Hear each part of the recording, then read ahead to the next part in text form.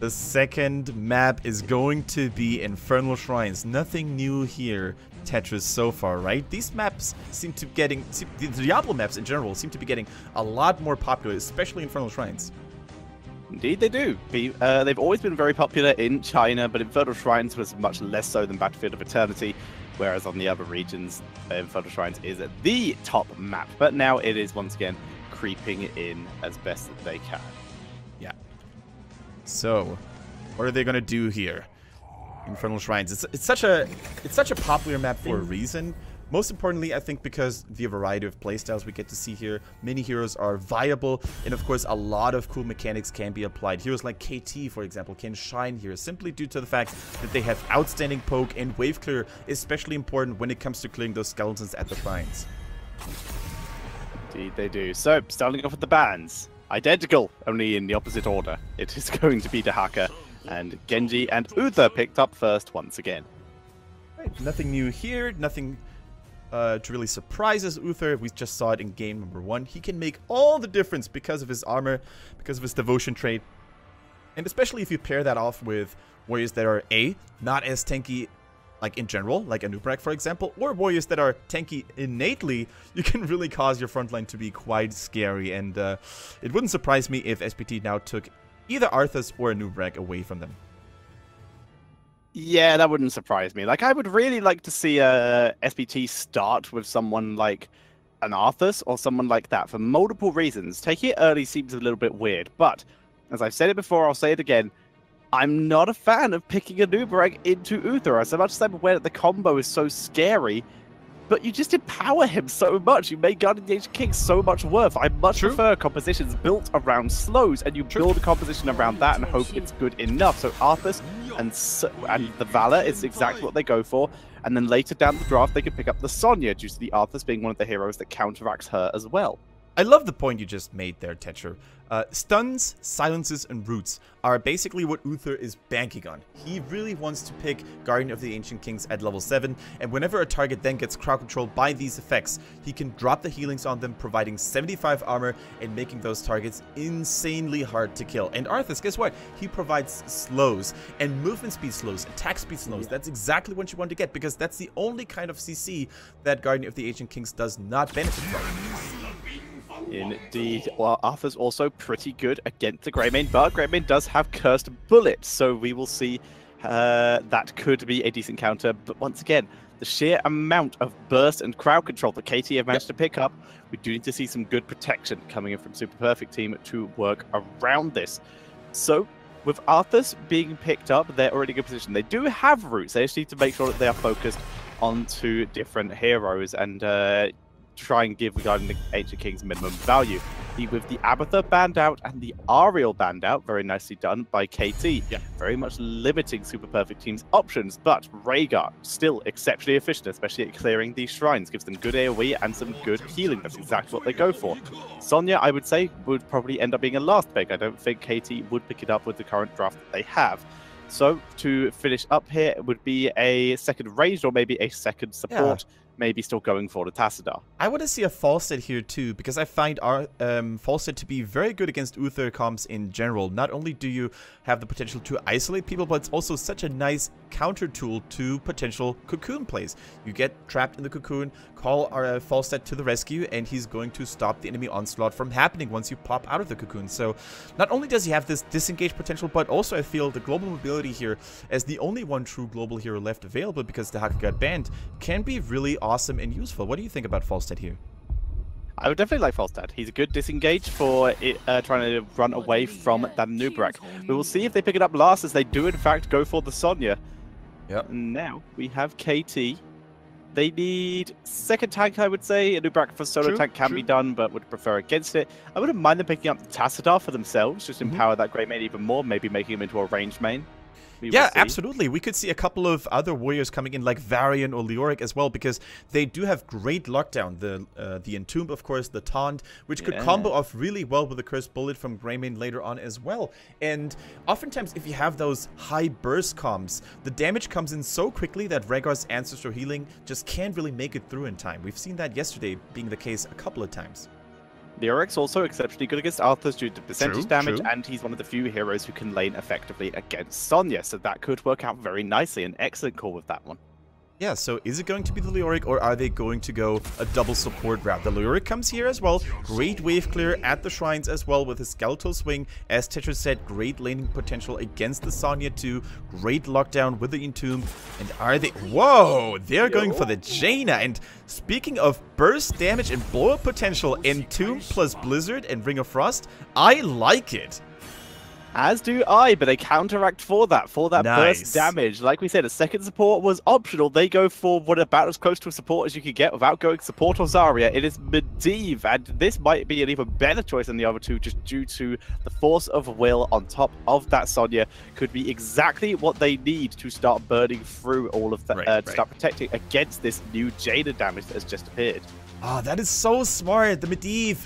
Of course, you drop that shield, you drop the Force of Will onto your targeted ally, and he's going to laugh at all that Jaina burst that comes through. Of course, the portals, you can use them as well to get out of an Entomb. You can use your Leyline Seal to really stop the onslaught after Entomb. There are so many ways how Medivh can interrupt all that burst damage coming in from KT. So as Tetris said, man, I am in love with this draft, and it really shows how well SPT is capable of reading their opponents here. Super well done. Yeah, let's count the procs for Guardian of the Ancient Kings. 2 technically, if we don't count Heroic. Spear and the Root from Arthas. There's so little here that procs it could, in theory, force out the Cleanse. Which is still useful, it's still pretty good ability, but it forces Uther, if he wants to actually get the cooldown reduction on it, to go into melee range and actually start hitting the things, and they are against an Arthas. Exactly. You don't want to get too close to Arthas, especially if you're a melee hero who's dependent on basic attacks, which to a certain degree Uther is, especially if he goes for the Hand of Protection here. Now, can they really stop the team comp from SPT? I like the Medivh. It's such a nice flexible pick. However, it does still require decent communication and very precise execution. Let's not forget that if only one shield is timed off, if only one portal doesn't come in time, the whole formation from SPT could crumble under that heavy pressure and burst damage provided by KT. That's a close shot. It is a very close shot. It's got good skin though. Yeah. I wouldn't want that close shot on my own face. No, I wouldn't want it on mine. Too many scars there. Either way, we are getting ready for our second match of the day. Super Perfect Team currently 1-0 up over Kudos Top. And Kudos Top even up the score. They have the tools they need. They do have a decent composition, and with the execution, they have a crazy amount of crowd control. Yeah. And we will see if that's enough for them. Yeah, is it going to be enough? Let's talk a little bit about wave clear here, which is actually quite essential on Infernal Shrines. Actually, we're going to do that after the game starts, because we're about to watch that, actually my new favorite trailer, the hype trailer for HGC China Phase 2. Ladies and gentlemen, KT against their opponents from SPT. Game number 2 is about to go live.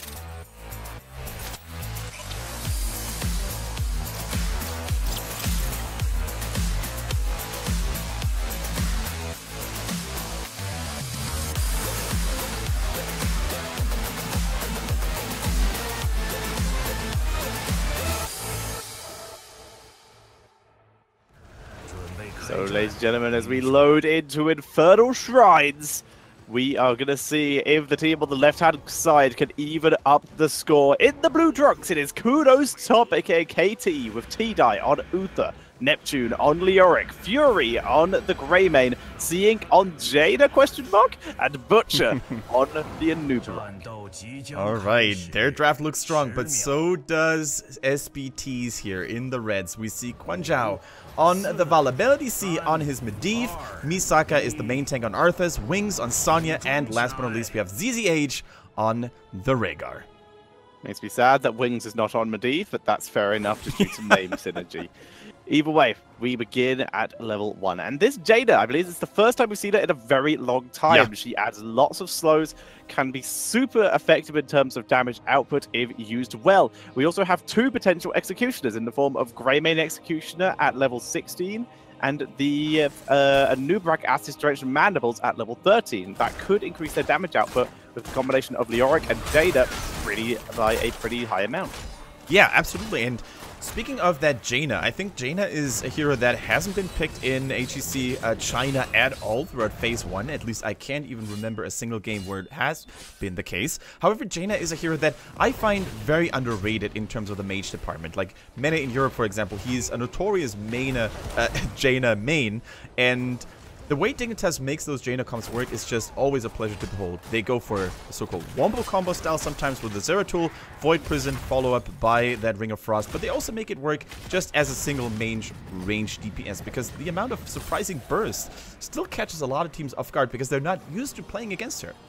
Indeed, and especially if you use her as a gank tool, thanks to that slow that all of her abilities offer, they've already managed to force Sonya out of lane. Yeah. Causing Arthas to rotate up to the top lane to continue the soak while she is gone. However, Medivh was able to move to mid to make sure they don't miss any XP at all as Medivh continues the harass. So we tried to touch upon the wave clear that both teams brought to this game. Who would you say has the upper hand in terms of clearing skeletons, and who can apply a lot of pressure on the shrines early as a result? SPT have a big advantage in terms of clearing the skeletons from a lot closer range, whereas KT, they have a decent amount of poke onto it, and this could also end up poking onto the heroes of Super Perfect Team. The question is if that is how it'll go, if Super Perfect Team are going to be able to dodge it, whether they can actually push into the shrine deep enough to actually try and gain a foothold and maybe force Jaina out of range. In this case, though, they've already started with a head start, 20-5 already. Yeah.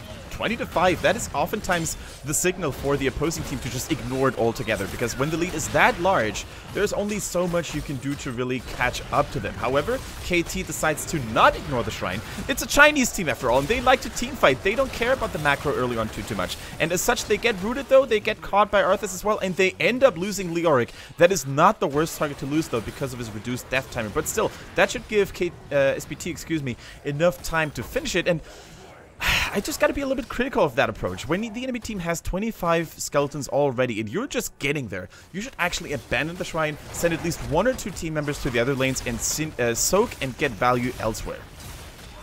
I would agree, but that's not how they have done it. In fact, Sonya is going to be moving up to the top lane. It's not the Chinese way indeed. Use of the portal from above. SPT were attempting to go into the backline to get another kill, weren't able to do so. Instead, they're just going to be able to get the 2 towers and then leave. They weren't soaking mid lane throughout all of this, so they do miss out on a very small amount of XP due to a couple minions dying on the tower. But overall, not looking too terrible for them. Both teams still holding a little bit, only a small XP deficit for KT thanks to that 1 kill and thanks to the towers being taken down in the bot lane. And that's another reason why many pro teams just love playing on the Infernal Shrines, because the impact of the map objective in the early stage of the game is actually not that devastating if you end up losing it. Now, KT's die, he is in trouble and he ends up falling. Uther out of position, and yet another kill for SPT. SPT looking good right now, and they're also, once again, keeping their builds under control. Everything looks solid, despite, although there's one time I disagree with. I'm not so sure about that totem, considering you're against Greymane with Cocktails and Jada, 2 heroes with big poke and AoE damage. There's a good chance that that totem will get destroyed. Speaking of destroyed, Jada goes down. Other talents, though, still looking pretty good. We actually have the Whirlwind, the Hurricane talent coming in from Sonya, so she's going to be able to remove roots, remove slows when she activates her Whirlwind.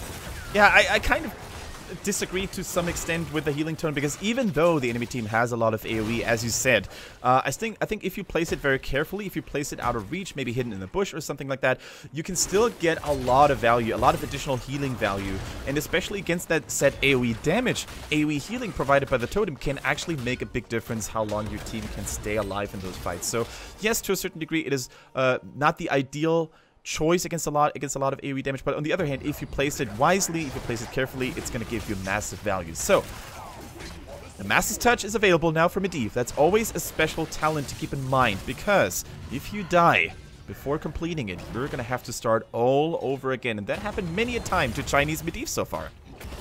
It really has, due to the aggression. You can see him right now. He is basically frontlining 1v3. Come at me. Oh, that is, he goes into bird form, dodges the knock-up. And as such, he is able to keep his stacks, keep that vision going.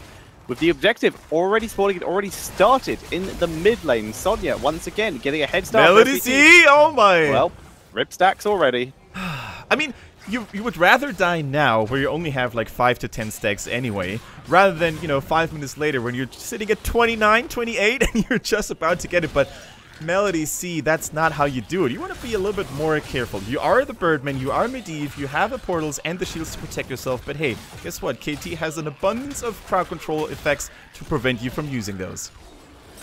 Indeed, that's going to be very difficult for them. By the way, Uther did still go for Guardian of the Ancient King. The Sonya begins to wade in.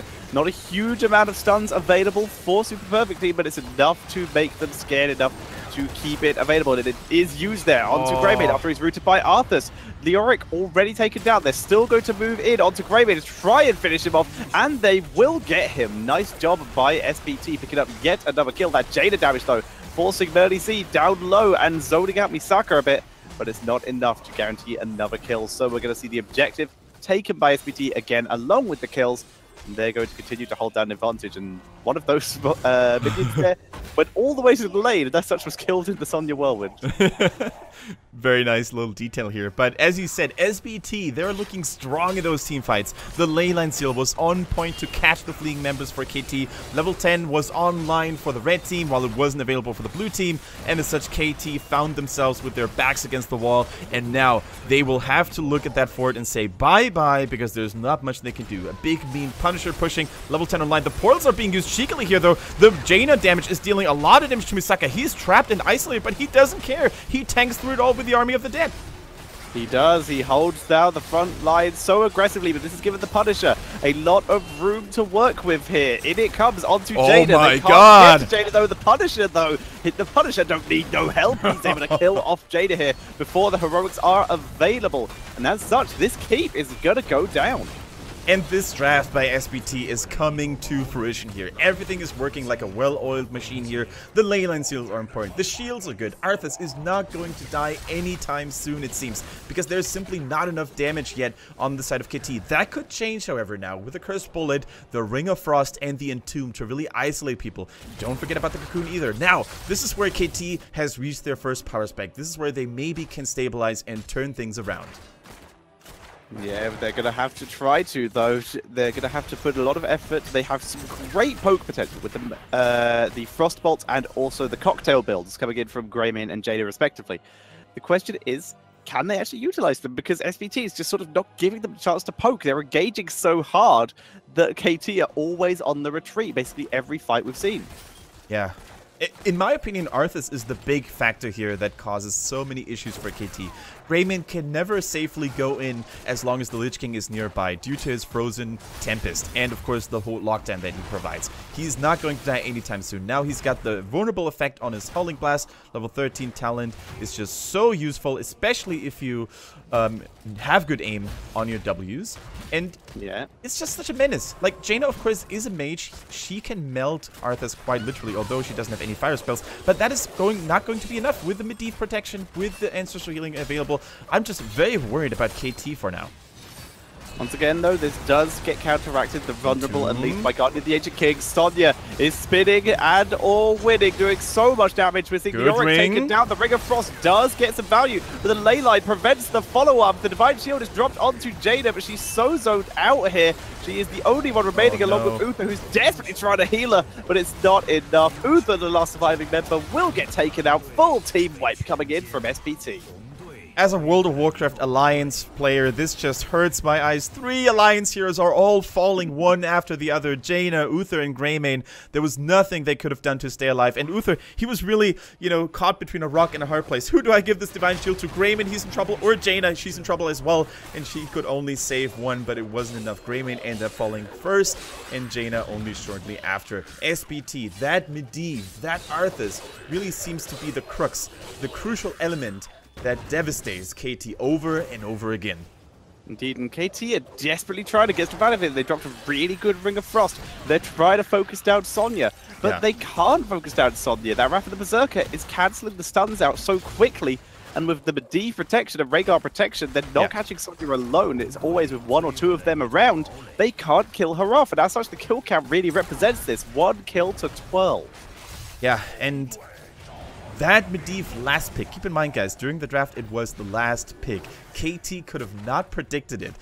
I mean, they could have predicted it, maybe, but they definitely picked their assassins first, right? They picked their damage type first, and it is all burst. If they had chosen a Lunara maybe, something like a Gul'dan, they could have had more damage over time, which would have been better against Medivh, but another fight is yet to break out. Sonya, Wings is going deep.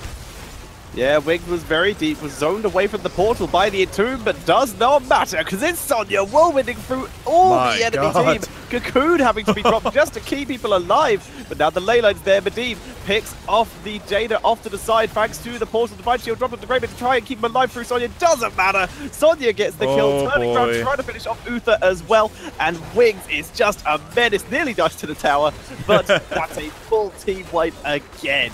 And we are seeing SPT taking game number 2, and they are going to take those clean 3 points. Well played on the side of SPT. That Sonya could do whatever she pleased, and despite a couple of stuns available on the side of Nubarak, for example, and Uther, they couldn't stop the onslaught on the side of SPT. There was too much protection, there was too much counter in the draft going on against all their burst damage. I loved the thought process behind KT's team composition, but in the end, they got countered really, really hard, and well earned was that victory on the side of SPT, not just for great in-game performance, but also for nice countering during those drafts. Fantastically done. Completely agree. Very nicely done. They ran their own strategies, and of course the SPT, they're not looking like the weird experimenters as they used to.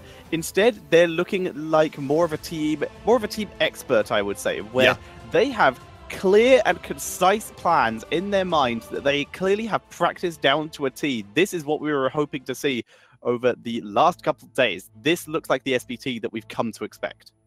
And not just in a way that they're very creative and they seem to be able to adapt very well to what the enemy team brought to the table. Also in terms of, using parts of the international meta, like that Arthas. Arthas has been, a common sight in the Western and Korean meta for a reason. He is so good, especially against that highly prioritized Uther. As we said, Guardian of the Ancient King has almost no value against Arthas. And I like that SPT took this element, implemented it into their own drafts, and they get away with it. They have success with it. So are the Chinese teams looking at that? And are they like, hey, let's actually maybe focus Arthas a little bit more, ban it out against SPT, or implement it into our own drafts? What is your take on that, Tetcher? I really think that teams, if they need to start studying SPT before they go in, because SPT, they seem to be reasonable at regular macro play, regular stuff like that. But they know how to draft around you. You can't go for those obvious builds of, we're just going to take Uther and hope everything works. On maps like Battlefield of Eternity, as weird as it sounds, maybe you do have to put a bit of priority onto the Artanis. They run it almost every time on the map, and it's effective. So maybe that is a big crux of the team. You either need to learn how to play against it, pick a counter for it, or just get rid of it. But here we see the MVP, Melody C,